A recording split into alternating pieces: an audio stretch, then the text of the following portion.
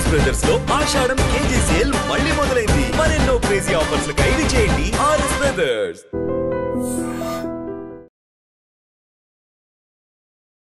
నమస్తే, welcome to healthy conversations with I dream. నేను మీ ఛాన్సీ.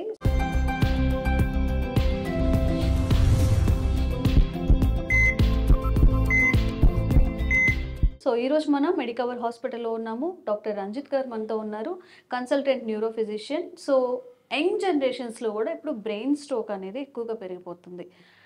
Only phones వాడడం, ఓన్లీ ఒత్తిడి, ఓన్లీ స్ట్రెస్, ఇవే కారణం అవుతాయి. అసలు ఈ స్ట్రోక్స్ రావడానికి గల కారణాలు ఏంటి అడిగి తెలుసుకుందాం. నమస్తే సార్. నమస్తే అండి. ఎలా ఉన్నారు సార్? గుడ్ అండి. మీరు ఎలా ఉన్నారు? Fine sir, thank you. So చాలా యంగ్ జనరేషన్స్ వాళ్ళు, చిన్న పిల్లల్లో కూడా ఫోన్ యూజేజ్ అనేది అసలు వాళ్ళని మనం ఫోన్ నుంచి దూరం చేయలేము అనమాట. అంటే ఎక్కువగా ఈ డిజిటల్కి కనెక్ట్ అవ్వడం వల్లనే ఈ స్ట్రోక్స్ అనేవి వస్తున్నాయా? ఇంకా ఎలాంటి ఇష్యూస్ రిలేట్ అయి ఉంటాయి బ్రెయిన్ స్ట్రోక్ విషయంలో? సో బ్రెయిన్ స్ట్రోక్ అంటే పెరాలసిస్ అండి. బేసికలీ హార్ట్లో రక్తనాళాలు ఎలా అయితే బ్లాక్ అయితే హార్ట్ స్ట్రోక్ వస్తుందో, అలాగే బ్రెయిన్లో రక్తనాళాలు ఏదైనా కారణం వల్ల బ్లాక్ అయితే కనుక రక్త ప్రసరణ లేక బ్రెయిన్ స్ట్రోక్ వస్తుంది. సో బ్రెయిన్ స్ట్రోక్ వచ్చినప్పుడు సిమ్టమ్స్ ఏముంటాయంటే పెరాలసిస్, అంటే ఒక సైడ్ వీక్నెస్ వచ్చే అవకాశం ఉంటుందన్నమాట. కుడివైపు కాలు చేయి పడిపోవటం, ఆర్ ఎడం వైపు కాలు చేయి పడిపోవటం, మాట రాకుండా అవటము, అంటే సడన్గా చూపు తగ్గిపోవటము, బ్యాలెన్స్ ఫంక్షన్ అంటే సరిగ్గా నడవలేకపోవటం, ఇలాంటి సిమ్టమ్స్ రావచ్చు. అంటే ఇప్పుడు ఒక వ్యక్తికి సమ్ హ్యాండ్ మూమెంట్స్ లేదు, చేతికి పక్షవాతం వచ్చిందని చెప్తుంది. అంటే ఫస్ట్ బ్రెయిన్లో జరిగి ఆ తర్వాత బాడీ పార్ట్స్కి. అవునండి. సో ఫస్ట్ బ్రెయిన్లో కనుక బ్లడ్ క్లాట్ అయితే దాని నుంచి ఒకవైపు కాలు చేయి పని చేయకపోవటం ఇలా జరుగుతుంది అనమాట. మన బ్రెయిన్లో ఒక్కొక్క పార్ట్ ఒక్కొక్క ఏరియాని కంట్రోల్ చేస్తూ ఉంటుంది. సో మాట కంట్రోల్ చేసే ఏరియాలో స్ట్రోక్ వస్తే మాట పడిపోయే అవకాశం ఉంటుంది. కాలు చేయి పనిచేసే ఏరియాలో స్ట్రోక్ వస్తే కాలు చేయి పని చేయకుండా ఉండే అవకాశం ఉంటుంది. సో ఏ ఏరియాలో బ్లడ్ సప్లై కట్ ఆఫ్ అయిందో ఆ ఏరియాకి సంబంధించినటువంటి ఫంక్షన్ అనేది జరగకపోవచ్చు అనమాట. సో ఈ ఫోన్ యూసేజ్ వల్ల స్ట్రోక్ రావటం అనేది అంతగా రిలేషన్ లేకపోవచ్చు అండి. వేరే న్యూరలాజికల్ కండిషన్స్ రావచ్చు ఫోన్ యూసేజ్ వల్ల. బట్ ఈ స్ట్రోక్ అనేది ఎందుకు వస్తుందంటే అండి, ఏదైనా కారణాల వల్ల రక్తనాళాల్లో క్లాట్స్ ఫార్మ్ అయితే బ్రెయిన్లో. సో ఫర్ ఎగ్జాంపుల్ హార్ట్ యొక్క ప్రాబ్లమ్స్ ఉన్నాయి, ఆ హార్ట్ ఇర్రెగ్యులారిటీస్ వల్ల హార్ట్లో క్లాట్ ఫార్మ్ అయ్యి తలలోపలికి వెళ్ళింది అనుకోండి, తలలో పెరాలసిస్ రావచ్చు. ఆర్ బ్లడ్ వెజల్స్ యొక్క ప్రాబ్లమ్స్ ఉంటాయి, అంటే ఎథెరోస్క్లిరోసిస్ అని చెప్పేసి ఉంటుంది. దానివల్ల రక్తనాళాలు పూడుకుపోవటం అనమాట. ఎథెరోస్క్లిరోసిస్ అంటే కొవ్వు మొదలైన వాటి వల్ల రక్తనాళాలు పూడుకుపోవటం వల్ల బ్రెయిన్లో బ్లడ్ వెజల్స్ బ్లాక్ అయితే కనుక దానివల్ల కూడా స్ట్రోక్ రావచ్చు.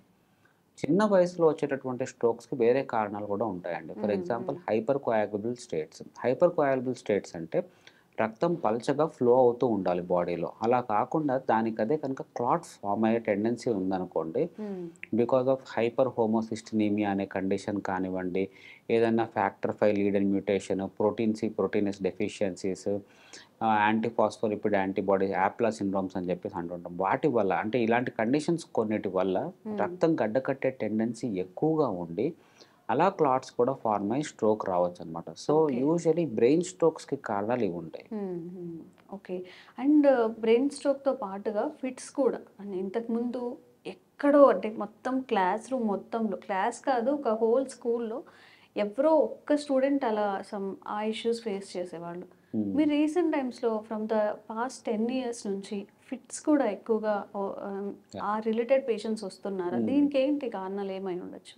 సో సీజర్స్ అనేవండి ఎక్కువ మటుకు చిన్నపిల్లల్లో చూసేటటువంటి సమస్య. అంటే సీజర్స్ కానివ్వండి, స్ట్రోక్ కానివ్వండి, ఏ వయసులో అయినా రావచ్చు అండి. అంటే చాలా చిన్నపిల్లల నుంచి పెద్దవాళ్ళ వరకు ఏ వయసులో అయినా రావచ్చు. స్ట్రోక్ అనేది చూస్తే కనుక ఎక్కువగా 50 ఏళ్ళు పైబడిన వాళ్ళలో వస్తుంటుంది.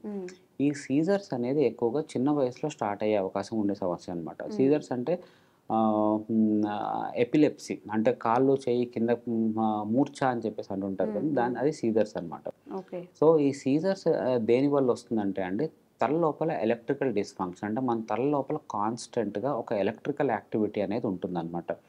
ఆ ఎలక్ట్రికల్ యాక్టివిటీలో డిస్టర్బెన్సెస్ కనుక వస్తే ఒక షార్ట్ సర్క్యూట్ లాగా జనరేట్ అయ్యి అది బ్రెయిన్ మొత్తం ట్రావెల్ చేయటం వల్ల మనిషి కింద పడిపోయి కాలు చేయి కొట్టుకోవడం అనేది జరుగుతుంది. సో అది కొన్ని జెనెటిక్ రీజన్స్ వల్ల అలాంటి ఎలక్ట్రికల్ డిస్ఫంక్షన్స్ జరగవచ్చు.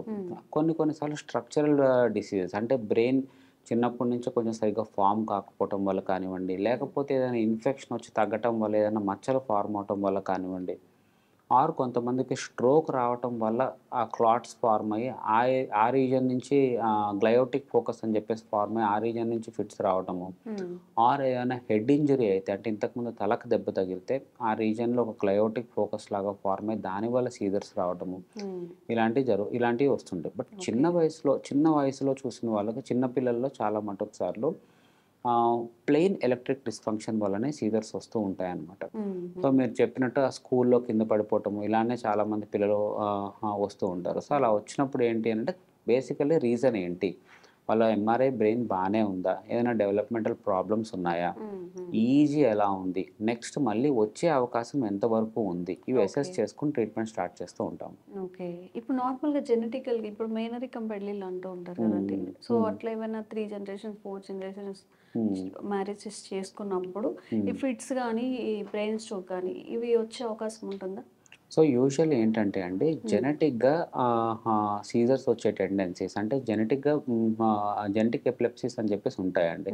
సో జెనెటిక్గా సీజర్స్ వచ్చే టెండెన్సీస్ ఒక 5 to 10% ఆఫ్ ఎపిలెప్సీ కేసెస్ జెనెటిక్గా ట్రాన్స్ఫర్ అయ్యి చెప్పి పేరెంట్స్కి ఉంటే పిల్లలకు రావడం అలా జరుగుతూ ఉంటుందన్నమాట. సో వాళ్ళల్లో ఏంటి అంటే మేనరికపు పెళ్ళిళ్ళు చేసుకునే వాళ్ళల్లో బికాస్ ఆ జీన్స్ ఎక్కువగా ట్రాన్స్ఫర్ అయ్యే అవకాశం ఉంటుంది కాబట్టి, సో వాళ్ళకి పేరెంట్స్ కనుక ఉంటే పిల్లలకు వచ్చే అవకాశం అనేది కొంచెం ఎక్కువగా ఉండే అవకాశం ఉంటుంది.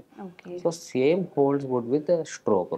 స్ట్రోక్ కూడా ఏంటి అని అంటే కొంతమందికి జెనెటిక్ మేకప్ వల్ల అంటే వాళ్ళ జీన్స్ వల్ల తొందరగా ఎథెరోస్క్లిరోసిస్ వచ్చే అవకాశం ఉంటుంది, అంటే చిన్న వయసులోనే స్ట్రోక్ వచ్చే అవకాశం ఉంటుంది.